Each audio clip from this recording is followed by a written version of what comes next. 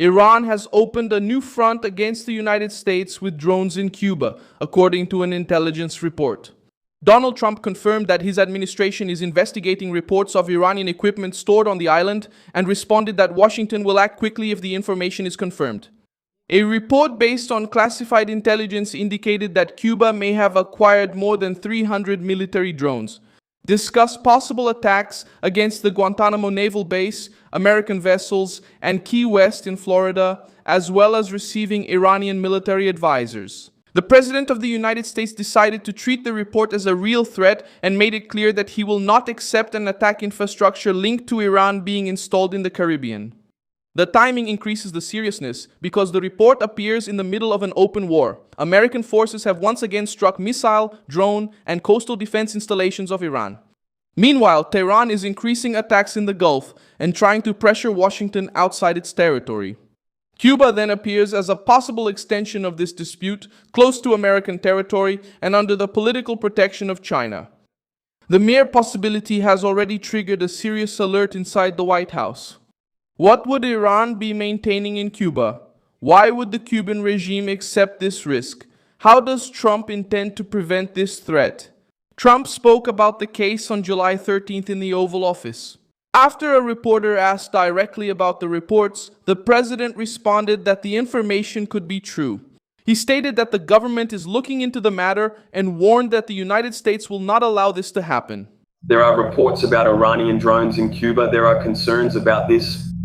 How is the relationship with Iowa in this context? Is military intervention still on the table until then? If they have it, and it's possible they do, we'll handle it. Marco is in the other room. If they really have it, we'll solve it quickly. We won't have any problems. We won't allow that. They might be hiding something. We're investigating it now. Maybe they are, maybe they're not, but we'll find out quickly. Washington doesn't see the matter as just a rumor. The White House still hasn't released photographs, documents, storage locations, or the results of the investigation. The only confirmed fact so far is the existence of the investigation and Trump's stated willingness to act if the information is validated. The report mentioned more than 300 military drones acquired by Cuba and discussed possible actions against Guantanamo, American ships, and Key West. It also pointed to Iranian military advisors in Havana. Reuters reported that it was unable to independently confirm these allegations, and the American government has not publicly presented the evidence cited by intelligence. Even so, the situation is concerning because Tehran already uses drones and missiles to pressure American forces and allies in the Middle East. If such a structure is being built in Cuba, Iran would be trying to bring its threat capability into the immediate vicinity of the United States. Direto dos Estados Unidos. China stepped in diplomatically and reinforced its defense of Cuba. The Chinese Ministry of Foreign Affairs accused the United States of causing suffering to the Cuban people with more than 60 years of blockade and sanctions. Beijing called for an end to the pressure and declared support for Cuban sovereignty. China has stated its position multiple times.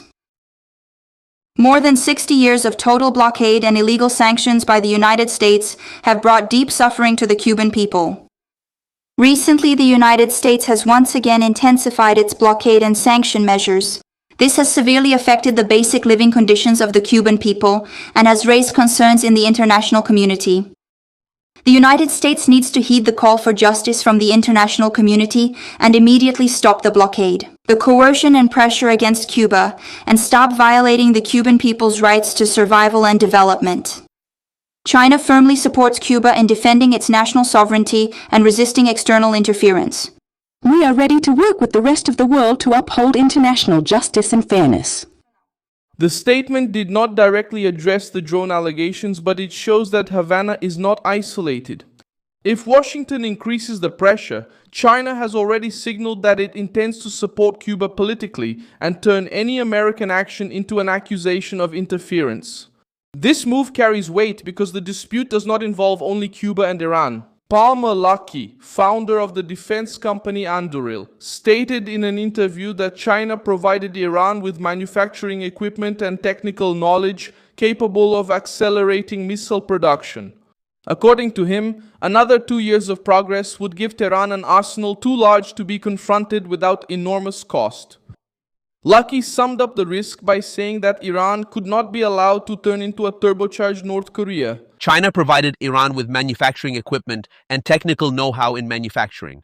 This led to a sharp increase in their ballistic missile production after only a few months of operating with this new setup. If we allowed them to continue like this for 2 years, their arsenal would be so vast that we could never afford to take action. They would build nuclear weapons and attack our allies without us being able to respond. That's the North Korea scenario. And North Korea has so much artillery amassed in the hills that we really can't even dream of doing anything against them, right? They build nuclear weapons. There's nothing we can do because they'll destroy Seoul with 50-year-old weapons. So, I think the strongest argument is that we couldn't let the Iran situation turn into a turbocharged North Korea. The crisis in Cuba comes at the same time that the confrontation between the United States and Iran has escalated again in the Strait of Hormuz. Lebanon is also moving to reduce Iran's influence. President Joseph Aoun has a meeting scheduled with Trump at the White House on July 21, in the first face-to-face contact between the two leaders. The meeting is expected to address the US-backed agreement for the gradual withdrawal of Israeli forces from southern Lebanon, disarmament of armed groups, and the expansion of the Lebanese government's authority.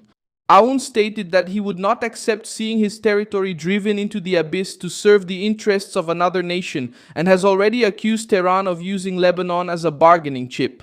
The statement directly targets Hezbollah and the Iranian project of keeping armed forces outside the control of the Lebanese state. Representatives from Lebanon and Israel resumed talks in Rome on July 14 under American mediation. The negotiations aim to implement 2 pilot zones in southern Lebanon.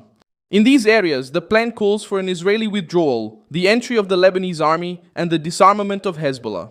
The group rejects the agreement, but Aoun's government wants to regain control of the territory. The meeting at the White House could speed up this process and take away another point of regional pressure from Iran. Benjamin Netanyahu is also preparing for the trip. The Israeli Prime Minister is expected to attend the memorial ceremony for Senator Lindsey Graham and plans to meet with Trump. It will be Benjamin Netanyahu's first official trip to the American capital since the beginning of the war with Iran. Lindsey Graham died on July 12th and was a strong supporter of the alliance between the United States and Israel, as well as a tough stance against Tehran. Benjamin Netanyahu's presence puts Iran back at the center of White House discussions, now with the warning about Cuba added to operations in the Gulf and negotiations about Lebanon. Another incident increased tensions in the Strait of Hormuz on July 14th. The bulk carrier Loon was involved in a collision north of Keshimi Island, broke in half, and partially sank near Bandar Abbas.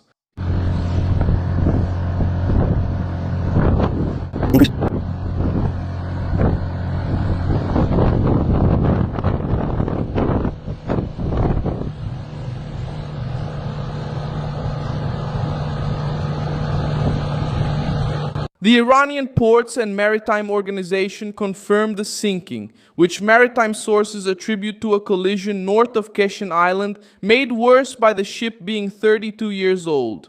Rumors of a drifting mine spread quickly due to the current situation in the region. Washington faces a pressure network that runs through Iran, reaches Lebanon, receives diplomatic support from China, and now extends to the Caribbean through a serious allegation still under investigation. If intelligence confirms this structure, Cuba will have placed the island at the center of a direct crisis with the United States. Precisely when Tehran is facing attacks against its military capabilities and losing political ground among former allies. Thank you very much for watching this video until the end. Support our project and contribute financially through the Pix key that appears on your screen. We are an independent channel committed to bringing you the truth. Your contribution helps us keep going.